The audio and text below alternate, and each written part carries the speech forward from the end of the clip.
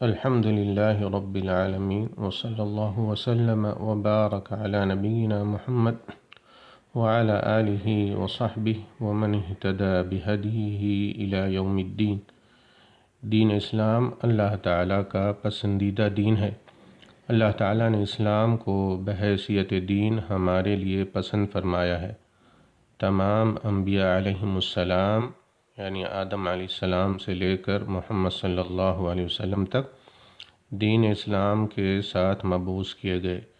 ان سب کا دین ایک ہی دین تھا۔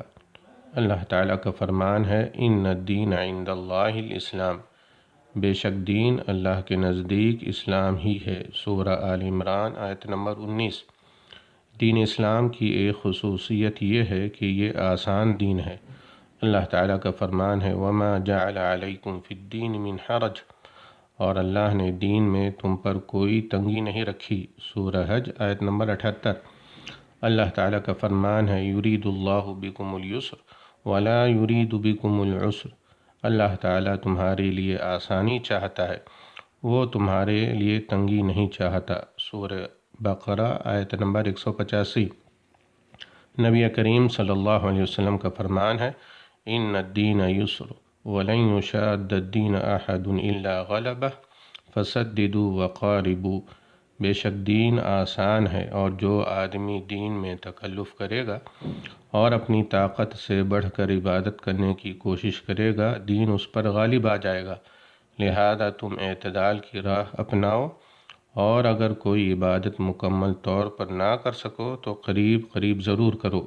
رواہ البخاری۔ دین میں آسانی کی کچھ مثالیں یہ ہیں۔ نمبر 1، پانی کی عدم موجودگی میں اللہ تعالیٰ نے تیمم کے ذریعے طہارت حاصل کرنے کی رخصت دی ہے۔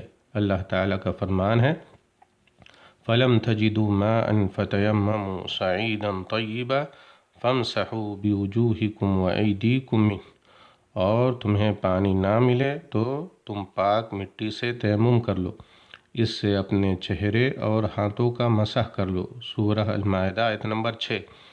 نمبر 2، رمضان المبارک کے مہینے میں مسافر اور مریض کو اللہ تعالیٰ نے اجازت دی ہے کہ وہ اپنے سفر یا مرض کے دنوں میں روزہ چھوڑ دیں اور دیگر دنوں میں ان ایام کے روزے قضا کر لیں۔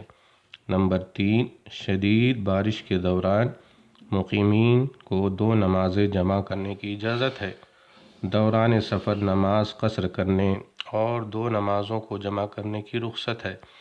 دوران حیض و نفاس خواتین کو نمازوں کی معافی اور روزہ قضا کرنے کی اجازت ہے، وغیرہ وغیرہ۔ یہ سب رخصتیں دین میں آسانی کی دلیل ہیں۔ واللہ تعالی اعلم، والسلام علیکم ورحمۃ اللہ وبرکاتہ۔